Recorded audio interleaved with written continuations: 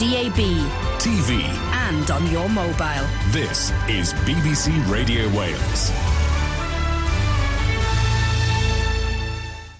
Now, Ollie, you'll remember this, the days of CFAX. CFAX, I do. 300 for sport, 301 for football, 302 your football news and your football scores on Saturday afternoon. 341 was your cricket scores, updating. From sitting there waiting for it to update. I've watched whole football matches on CFAX before now. Well, you didn't have any choice, did you, No. back in the olden days? Long before the red button, the pixelated pages of Teletext were the go-to on British tellies for weather news and a game of Bamboozle. Did you ever play that, Bamboozle? I did. Oh, yeah, we played Bamboozle. Teletext quiz. With Bamboozle. Yeah, there'll be people listening to us now and thinking, what are they talking about? Well, there's Canadian swimmers who were probably born since it went off the telly.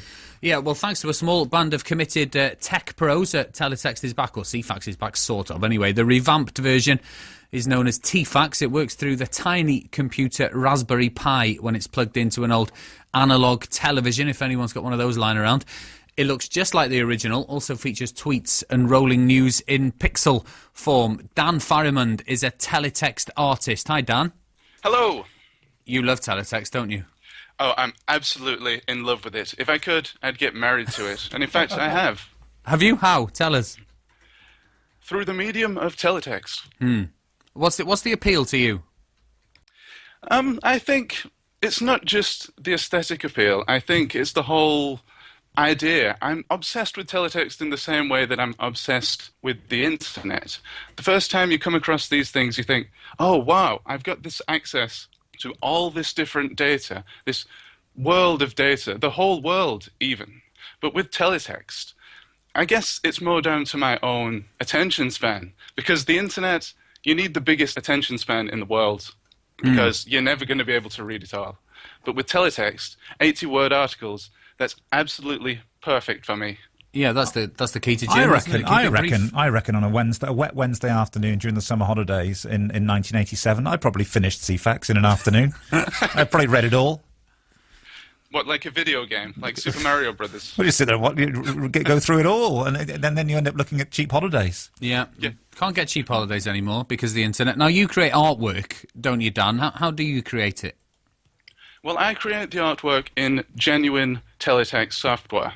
It's not just some Photoshop mock-up like a lot of people will do online. It's actual teletext pages. Right. It's sort of half programming, half art, really.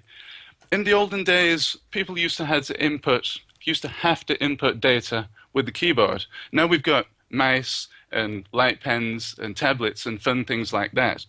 But back in those days, people had to make teletext art with keyboard commands.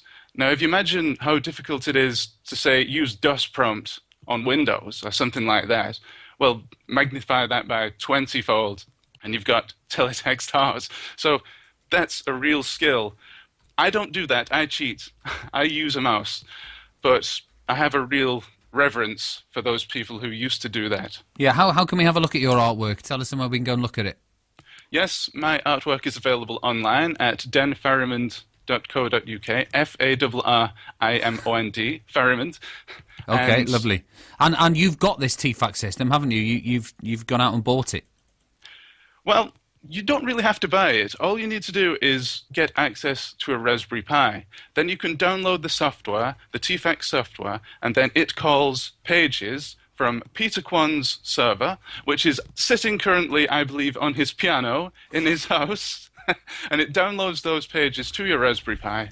You plug that into your television, hit the teletext button on the remote, and there you go. You've got teletext again in this post-teletext age. Dan, this is amazing. I'm looking at your website now. Are you an Everton fan by any chance?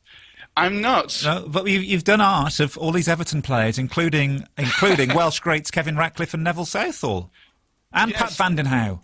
That's because the client is a huge Everton fan. Yeah, his name is John Doran, and he works for Teletext Limited, and he kind of gave me the break in the teletext industry. He was the first person to employ me as a teletext artist back in 2012, so I'm glad to give him a shout-out. Well, do you know what I'm going to do? I'm copying that picture, if I'm allowed to, if you don't mind, of Kevin Ratcliffe, and we're going to send it to him and see what he thinks of it.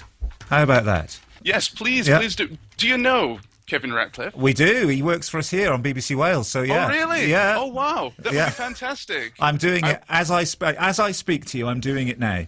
Lovely. I would love to know what he thinks. Right, we'll let you know, Dan. We'll get back in touch. Thanks very much for joining us this morning. Dan is a teletext artist, and he's done a teletext version of Kevin Ratcliffe. Not as he is now, as he was in 1984, I think. Yes. Judging by the picture. Yeah. The weather today, rain clearing eastwards. It's going to be drier, a breezy afternoon. Let's get the latest the final travel from Jules.